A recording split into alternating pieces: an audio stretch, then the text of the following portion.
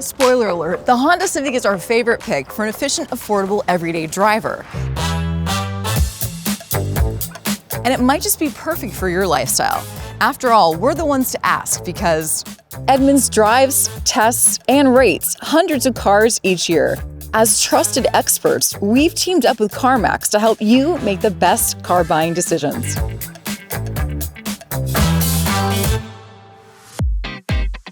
The Civic is your classic compact sedan. It competes with cars like the Toyota Corolla and the Hyundai Elantra. You could think of the Civic as a one-size-down alternative to the Honda Accord.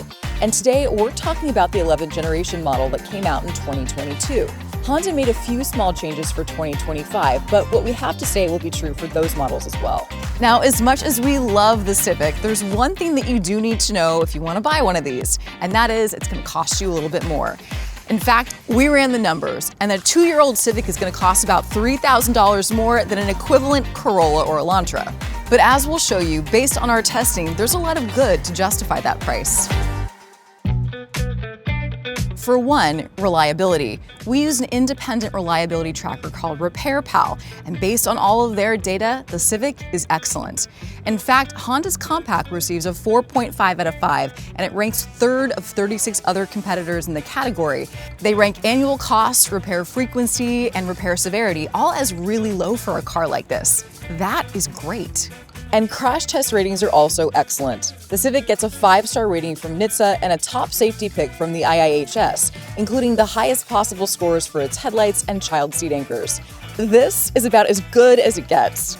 And that's before we get into what the Civic is even like to live with and drive every day. So let's get into some of the reasons that the Honda Civic might be a pick or a pass. Some of the cars we've reviewed stuff all of their controls in their touchscreen, which makes you feel like you need a software engineering degree just to be able to do something as simple as change the direction of the airflow. Thankfully, this is not the case with the Civic. Honda strikes an excellent balance here. Real buttons and knobs for all the features that you use all the time, and touchscreen for rarely used features so the interior isn't too crowded or confusing.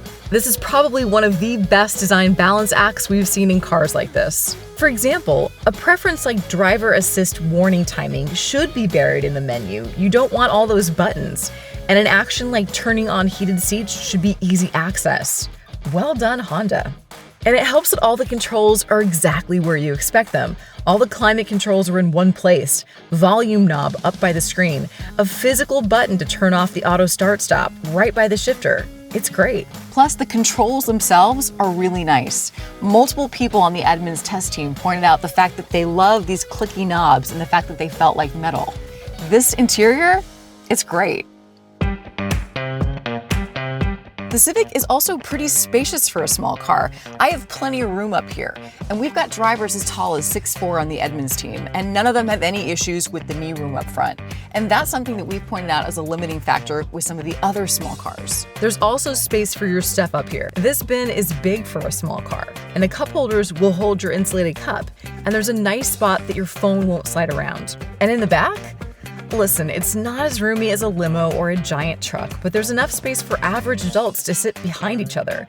You get significantly more legroom than in a Toyota Corolla, but a little bit less than a Hyundai Elantra. One thing that makes it feel especially accommodating back there is that there's enough space under the front seats for your feet. A thoughtful touch. And trunk space? Well, there's a bit more of it in the Civic than there are in the other compact sedans we talked about. But the biggest advantage is you can get the Civic in a sedan or a hatchback. The hatchback has a much bigger cargo area than the sedan. And although you can also get the Corolla as a sedan or a hatchback, when you compare the two hatchbacks, the Civic's trunk is way bigger. This makes it a great city car, or great for someone who uses this kind of versatility. And the third reason to pick the Civic over the other small cars is the driving. The Civic is a really nice car to drive, and you'll notice even if you don't usually pay attention to these things. Look, we're car people, and we're always going to say yes to an available manual. It's a nice feature in our opinion, and something that you don't find all that often these days. And look, if you don't want to shift your own gears with a manual, don't worry. Most Civics get an automatic transmission we really like. When you need to pass or merge, a lot of small cars feel like they're taking their sweet time to respond to get going. The Honda is tuned really well to give you exactly how much power you want, exactly when you ask for it. The stronger engine is actually more efficient, and the extra power that you get with that engine, combined with the Civic's strong brakes, accurate steering, and grippy cornering ability, gives us a ton of confidence on the road. We've driven every small sedan there is, and this is the one our testers like the most. And if you're looking for better fuel economy, Honda does make the Civic in a hybrid iteration that gets almost 50 mpg. But the only thing is they didn't make that version of the car until 2025. In fact, it's one of our favorite cars. We awarded it the Edmunds top-rated best car for 2025 and 2026. Now, the one thing that we don't love about the Civic is the road noise. The hum of the wheels on the pavement is noticeable at pretty much any speed, much more so than the other cars in its class. And it only gets worse on the freeway. In our testing experience, we find cars like these are usually a little noisy, but the Civic is loud, especially the hatchback, since there's more space for the sound to echo around. Some buyers will just turn up the stereo and not worry about it, but for others, this could be a deal breaker.